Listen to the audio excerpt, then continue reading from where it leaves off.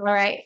I wanted to share some slides with you I put together a couple years ago from Dr. Dan Plews. I did their Endure IQ 101 and 201 program on how to fuel as well as train as an endurance athlete, female versus male. Might be some differences in there, as Dr. Stacy Sims points out. We've talked to some other female athlete specialists.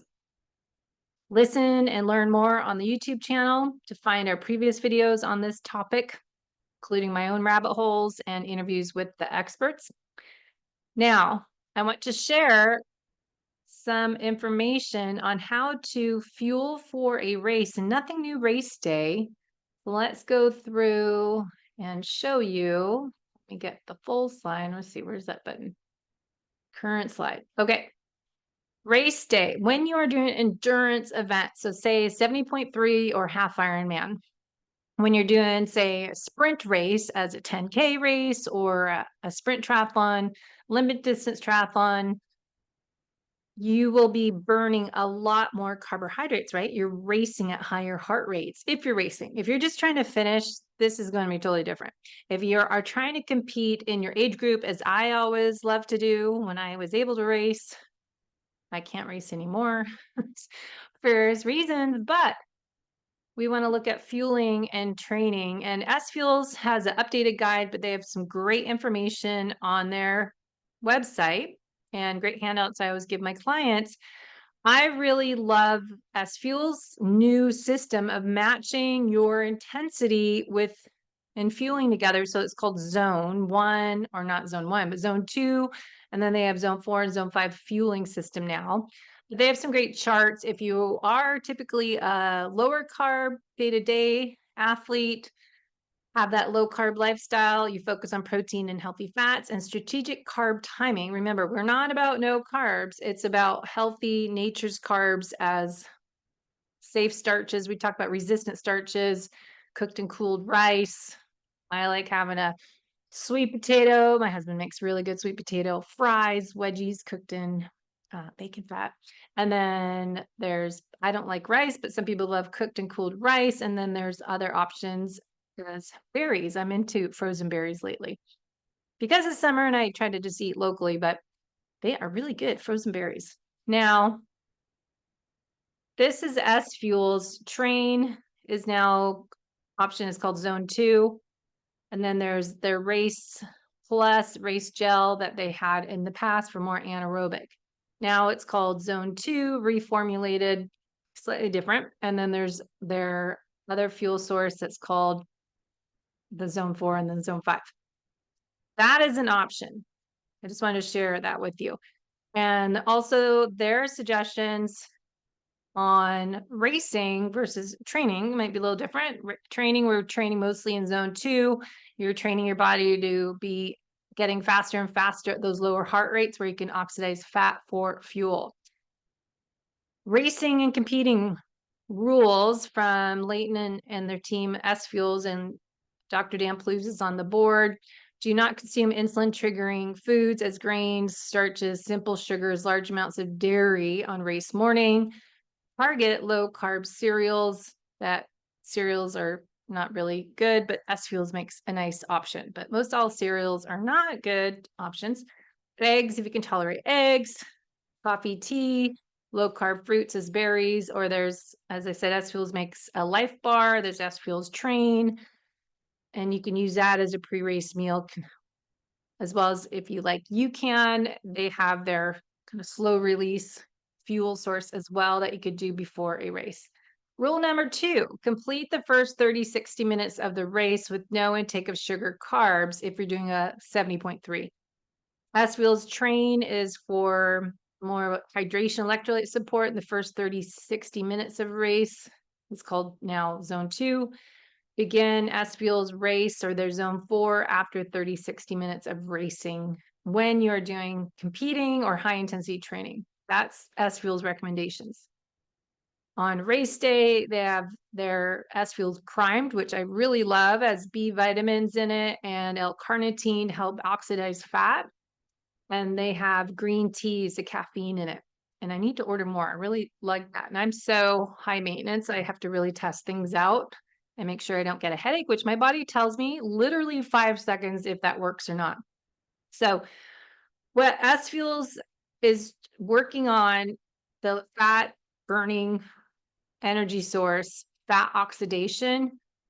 And with the right type of fueling and training on race day, when you're doing a half Ironman, full Ironman, 50K trail run, a marathon, we are trained, ideally, if you do everything right, and we do your metabolic testing every 3 months, you are able to burn fat at a higher level.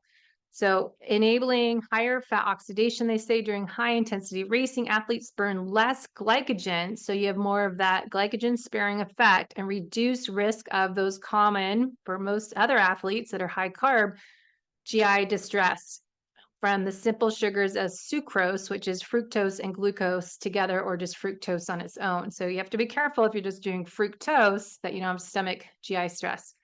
And sometimes you don't know about that until you're doing fructose in a race.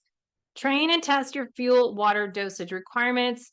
We got to look at what your expected race day weather, humidity, the intensity you're racing, the temperature, elevation, duration. So kind of training for that race day. Again, S Fuels talks about research findings suggesting that a measured dose of caffeine improve mental, cognitive focus, and heighten maximal fat ox during exercise. Now, I've been doing genetic assessments, and I just finished precision medicine course for the last 6 months, going through all my notes from that because we went through a lot of information. And I've, my report on the Wild Health Clarity Report, I'm a fast metabolizer. If you are looking at your genetics, look and see if you're a fast metabolizer, then caffeine will be beneficial for you. If not, maybe not so much. Adding a measured dose of caffeine 30, 60 minutes prior and during your racing competition, athletes, especially, having that end of a race, you might feel flat. That Coca-Cola, I never drink. It's flat. It's not bubbly. That sugar and caffeine sometimes helps, ironically. But just looking at optimal focus, max fat oxidation, and supporting glycogen sparing as much as possible is what we're doing in the longer events. Now, I'm going to skip through this, but this is on previous videos, maximal fat oxidation. And then you can find all this on S Fuel's website.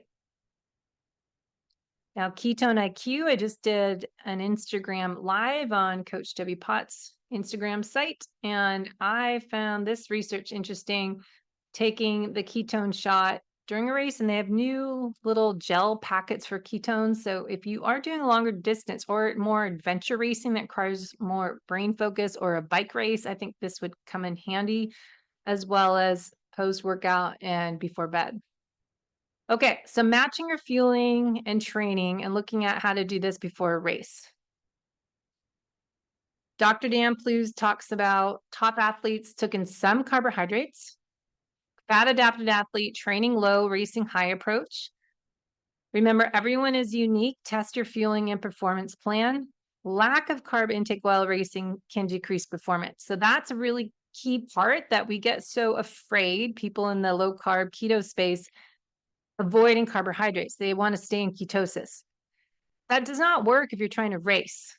Don't worry about staying in nutritional ketosis. That's not the time. If you're trying to race and win your age group, you want to kick butt, you got to add in some strategic carbohydrates once the race starts. So waiting, say, that 90 minutes into your bike, and then you start adding in some carbs with some other ingredients, as I would take essential amino acids in my Ironmans, and taking electrolytes and water, and having this slow release carb fuel. I used to use UCAN. Nowadays there's S Fuels, and some people like Vitargo, and there's some other options.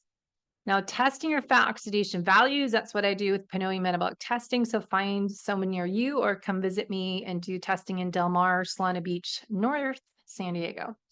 Training the gut, lots of information on that. I just did a previous episode on that whole carb tolerance. I think that is so, again, genetics. Look at my genetic report. I do not do well with excessive carbohydrates. I'm carb intolerant.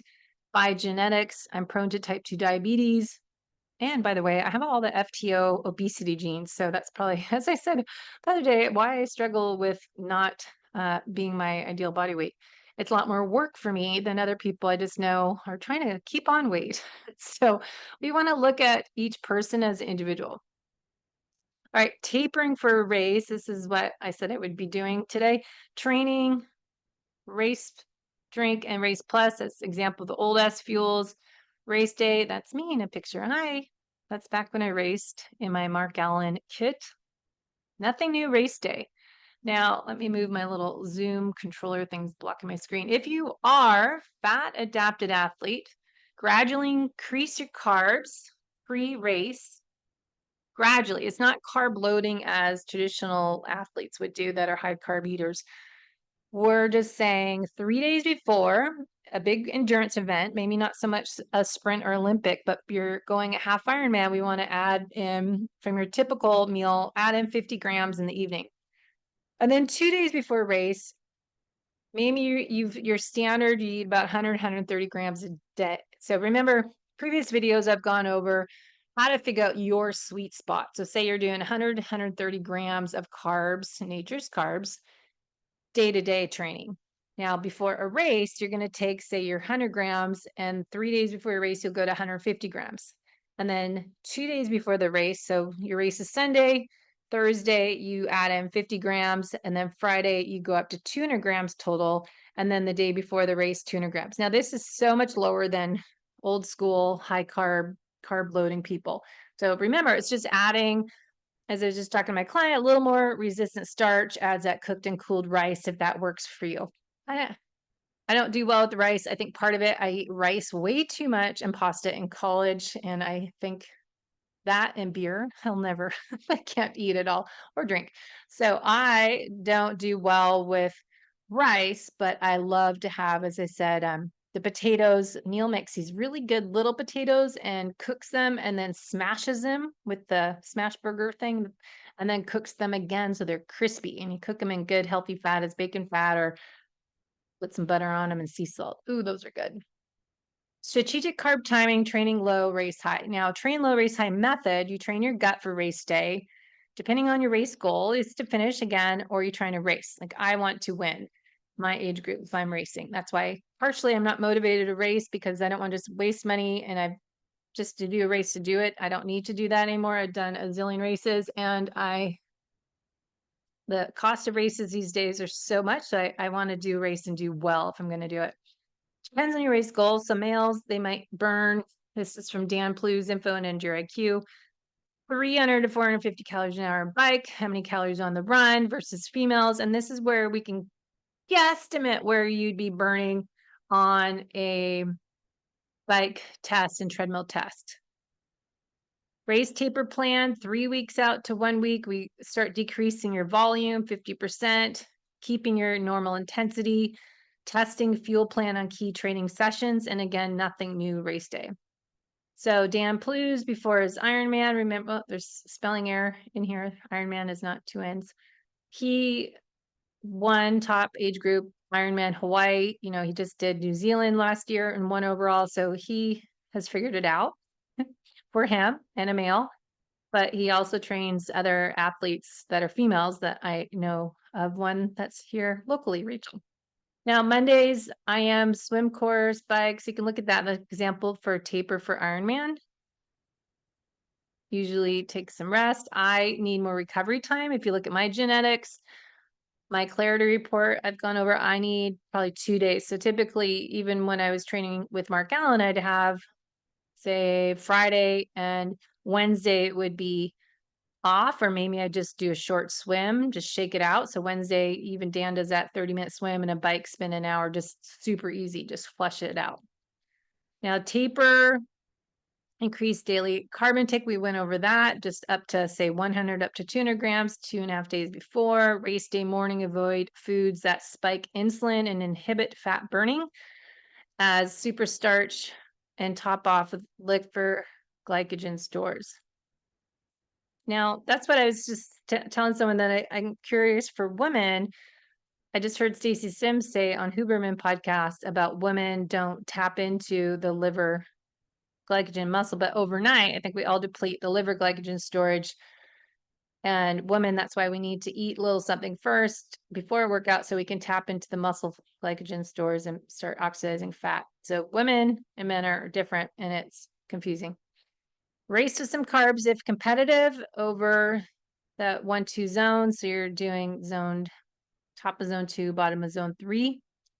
Aim for 50, 60 grams of carbs if racing per hour on the bike every 20 minutes. You're taking maybe a little dose. So say you're doing 20 grams, 20 grams, 20 grams. If you're not, maybe you're better at burning fat and sparing glycogen. So maybe you just need 20 to 30 grams. Too much, if you force that fuel, you'll be like me. I used to be throwing up while I bike ride because I was doing too much and then I wasn't taking anything. So you have to make sure you're having something so you don't get flat. So again, guides on S Fuel's website, race day fuel plan. If you burning more fat, you want to look at how efficient you are versus a carb burner. Pre-race fueling. Overnight, we deplete liver glycogen while we sleep. Muscle glycogen does not lower while sleeping. Race morning, top off liver glycogen with fuel choices. What we eat before we exercise impacts our performance.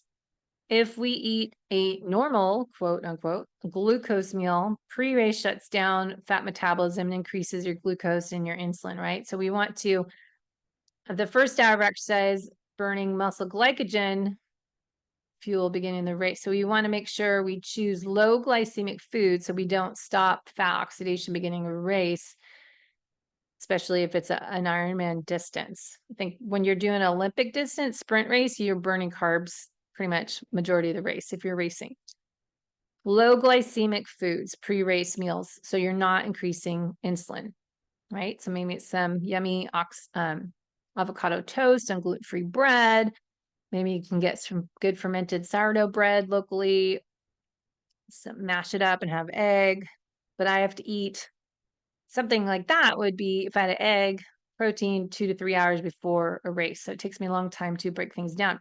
Other example, Dr. Dan Plews lives in New Zealand. He likes to have some porridge and some berries, maybe some coconut milk, highly modified starch. He would add 2 scoops of that in there. So post swim, 20 grams, bike, 50, 60 grams an hour, 110. Now that's what Dan does. So you have to find what works best for you. This is a total example of Dan Plews. And your IQ race morning, he would do overnight. Remember, I already said this, 68% of liver glycogen depleted, but our muscle glycogen stays high. Race morning, again, just reviewing, top off your liver glycogen stores by choosing a slow release starch versus maltodextrin. If you eat sugar and pre-workout, the first hour of exercise, you increase insulin. And when you increase insulin, that decreases fat metabolism. So whenever we activate insulin, we deactivate the fat metabolism. We shut down free fatty acid circulation and our glucose is increased. The result is that we're eating those carb stores during swim, or we're endogenous, means the glycogen stores. So we're depleting the glycogen stores while we're swimming more than we need to. So we want to spare that muscle glycogen storage by having a slow release carbohydrate, as I liked in the past. You can, for example. So solution is low glycemic spike-free foods. Example, again, Dan Plews in New Zealand would do a porridge and 2 scoops of highly modified starch, non-refined, low glycemic index food. Again, testing what works best for you in a metabolism test, less than 60 grams an hour, and looking at your fat oxidation rate. Play it safe, be in low carb phase beforehand. So you've been doing this for a few months. Don't try this low of carb race day if you're not used to it, because you will probably bonk. Swim, 20 grams pre-breakfast, nothing before swim start. But again, that's up to you. Maybe it's timing it the hour beforehand. So, and the bike, you wait a little bit, and then every 20 minutes, maybe you dose in 20 grams of a slow release fuel that's in your bottle, and make sure it's blended and cold because it tastes gross if it's warm. And hydration and fluids on the run. Again, nothing new. Fueling on the bike leg, he went over. We can go over this next time. I'll leave you that.